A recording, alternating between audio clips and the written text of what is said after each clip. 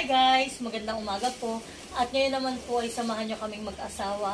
At kami po nila tatay. Kami po ngayon ay magluluto ng sinukmani. O kung tawagin po sa iba ay biko na may langka. So yan po. At kahapon po ako namili na ng aming mga ingredients. At yung pong aming paglalagyan. So yan po. At ako may mga pa-order na. Dapat po sana yung iba kong pa-order na may sobra po ito ay may pasobra kami. Ay dadali namin sa school. Ate Grace.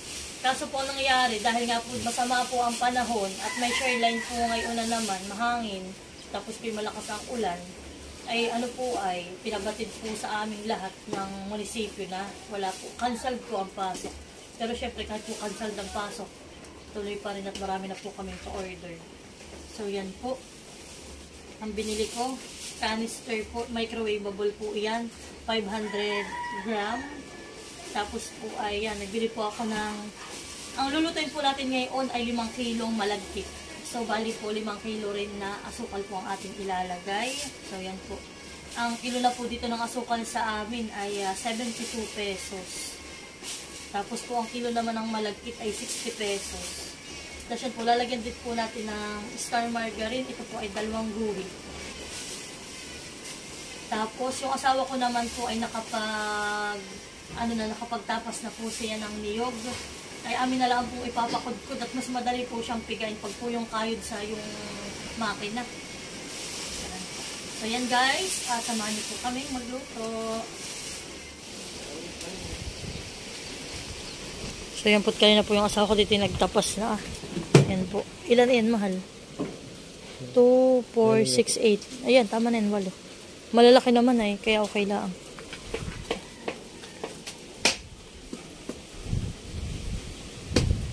Wala lang sanang bulok.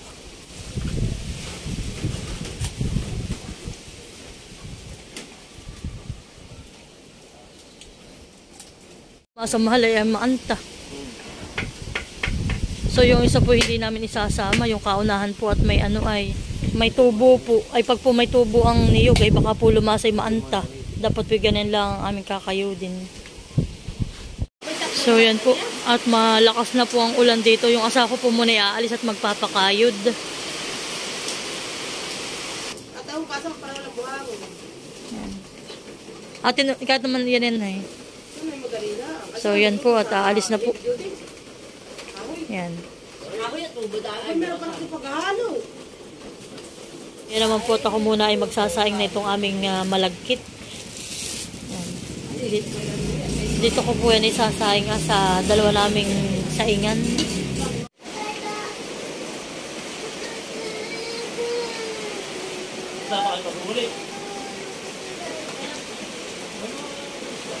Sobrang lakas pa rin po ng ulan dito guys. Para pong may bagyo.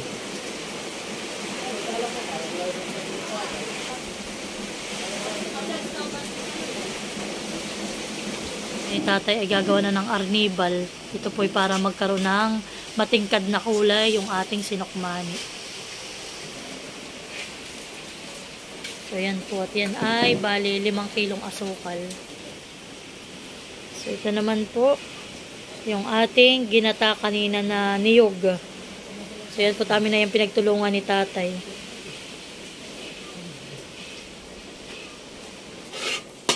So yan po. Pag po yan ay makulay na, ay saka po natin ilalagay yung unang gata.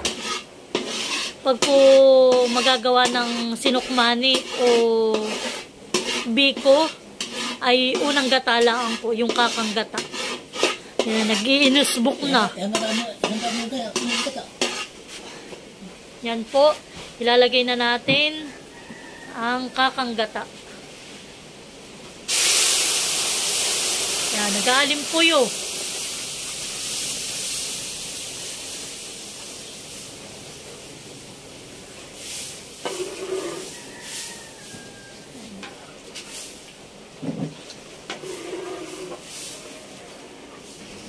So yan po, tinilagay na rin ni tatay yung dahon po yan ng pandan, pampabango. Yan po, lalagay na rin po yung asukal na 5 kilo.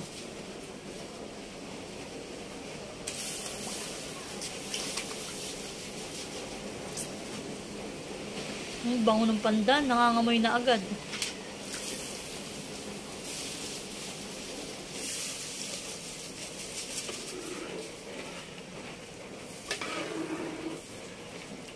Tapos syempre ilalagyan natin yan ng langka para mas mabango. Yan po. At nailagyan na rin po ang ating 2 guhit na star margarine. At ito naman po yung ating langka. Nilagay lang po namin yan sa freezer para po fresh pa din. Yan o. Yan po yung aming hihiwain ng maliliit. O para po lahat ng para po lasang-lasa. Po at nainin na yung ating sinaing po na na malagkit. Yan po. 2 po yan. 2 kaldero.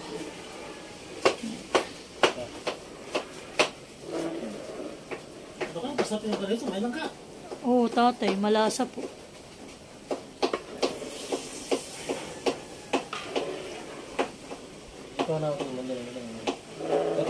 Binagkat po na kwan. Yan guys, at nagbabagkat po si tatay ng Langka. yung malalaking langka po. Tapos po may ilalagay din po kami na ng maliliit po. Yan po. Para po may manguya din po sila.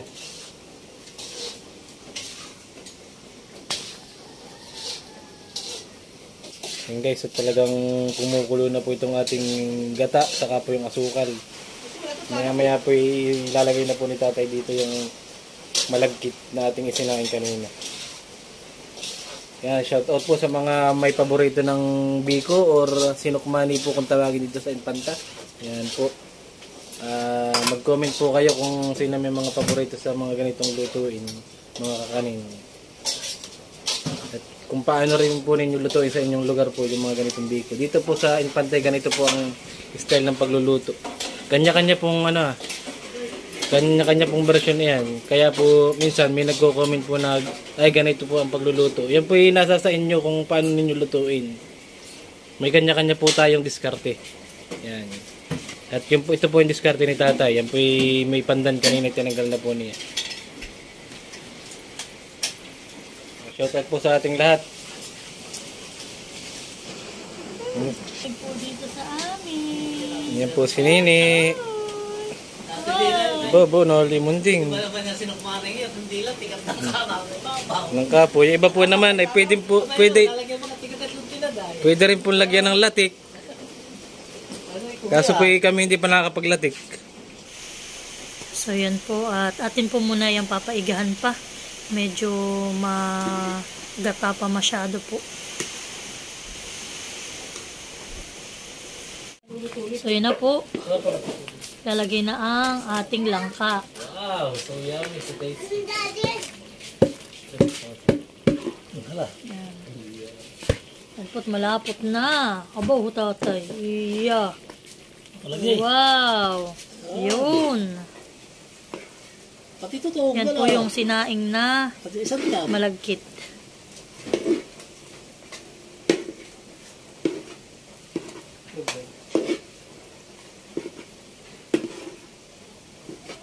Isasuman ah. Tawag ah. Tumutungkol. Tari, pinatay ko tayo. Ay, kasi ka, tiki mo ba? Eh, hook mo ko na. Diba, kayo hindi mahirapan na yan. Okay, kukunatan na yan. Buti mo lang kayo kaliwa siya.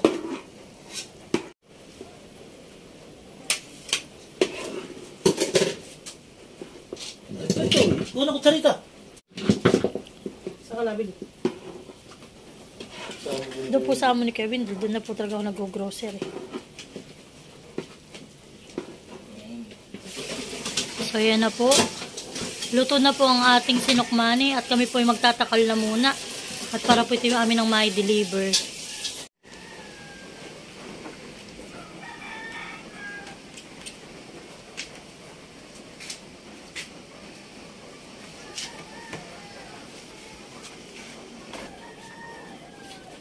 Yan po ay talagang tigpa 500 gram para po ay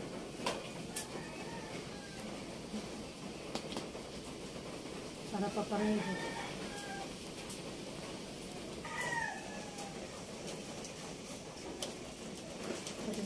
tapos na tayo mag-repack. Yan po lahat ay tigpa 500 gram. Yan. So yan po yung halagang 100 pesos lang. Tapos pa may patoppings pa kami dyan sa ibabaw na langka. So, kami lang ang lalagyan ng toppings at kami po maya-may magdi-deliver na rin mag-asawa. Ang atin asan?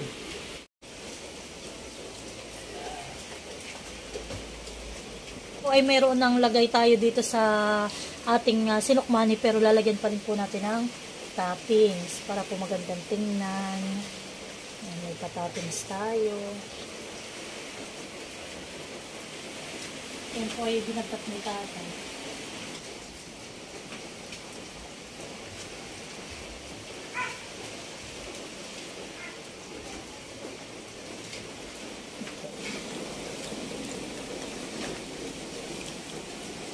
Yun guys, at yan na po ang ating finished product ng ating biko or sinukmani. Takpang mo yung kawali, magiging sausawan ng tinapay. Sarap daw po sa sawa ng tinapay na. Yung pinagbagkatan ng langka.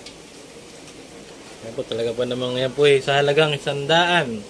Murang-mura. Murang-mura po yan. Yan ay sulit na sulit. Mura na masarap pa. Yan po guys. At salamat po sa mga nanood at patuloy na nanonood sa ating channel, Ermalintena. Shoutout po sa ating lahat. Ingat po tayo palagi. Magdi-deliver na lang po kami mag-asawa. Mag-deliver po kami kahit medyo maulan. Kahapon po ay mainit lang. Ngayon po na may biglang maulan na naman.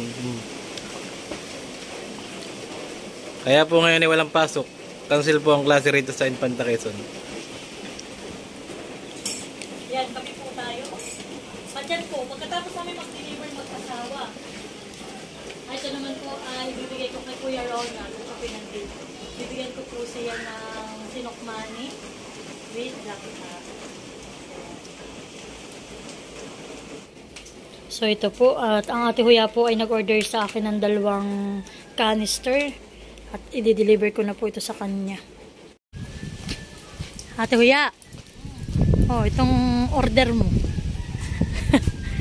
Salamat sa pagbili.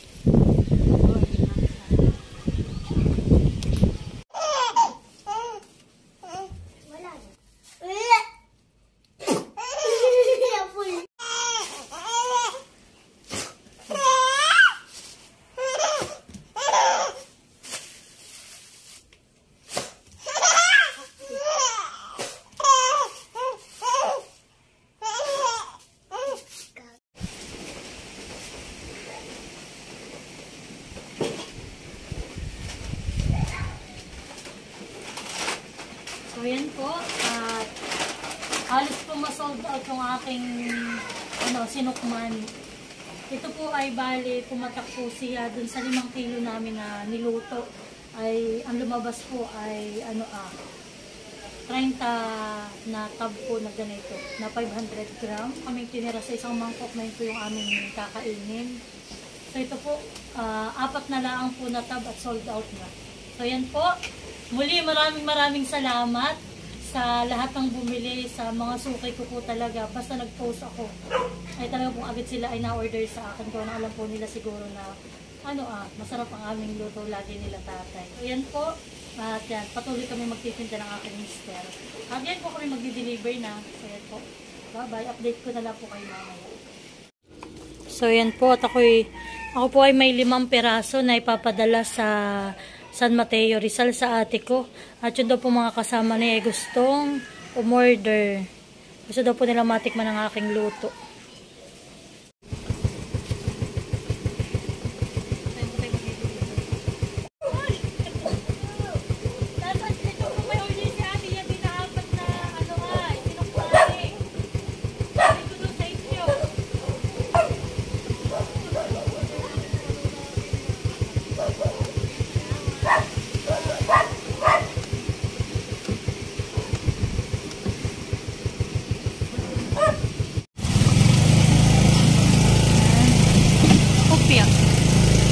So yan po, kasama namin si Maloy sa pagde-deliver ng sinukmani.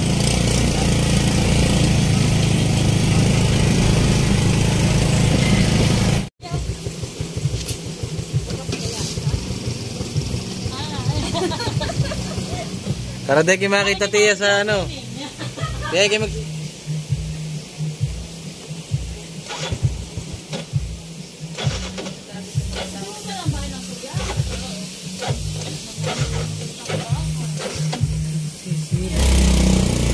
Kami pinag-shortcut ng mag-asawa dito sa may Binulasan. At may isa po kaming didelibera na cottager po ni Ate Grace.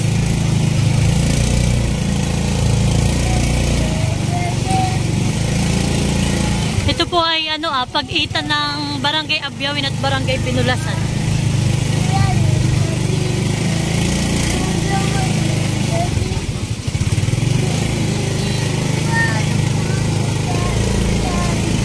Dito po halos sasahan. Wala po ditong kabahayan.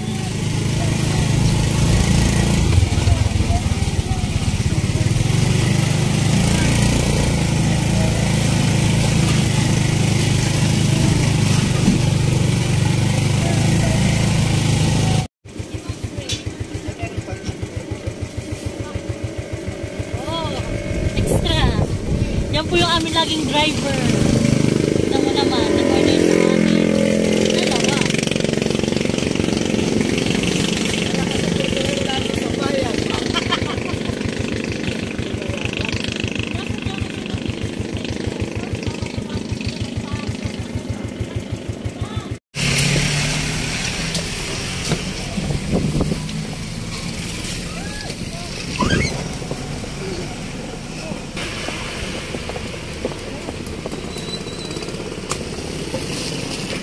So yan po at kami pa uwi na sa amin. Kami po ay nakapag-deliver na. At kami po mag-asawa ay nakapamalingki na din. So yan po, may pang-ulam na kami. Meron akong biniling gulay po na talong, okra, siling green, kamatis. Tapos po ay repolyo. At ako po ay magluluto ng karning baboy na sinigang. Yan, may sinigang mix din po akong pinili. Yun mahal.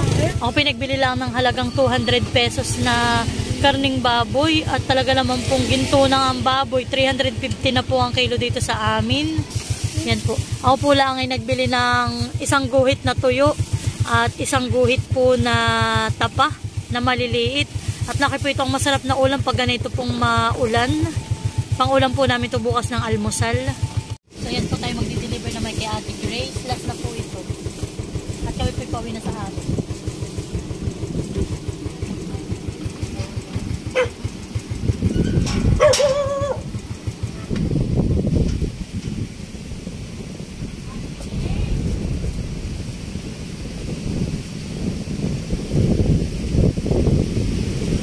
Yeah, sobrang lakas pa rin po ng hangin at ulan dito.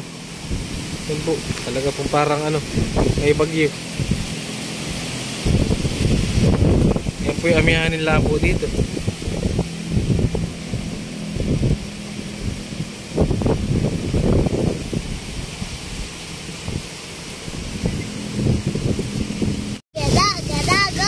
So yan guys, inabot na kami ng malakas na hangin at malakas na ulan sa pagdi-deliver.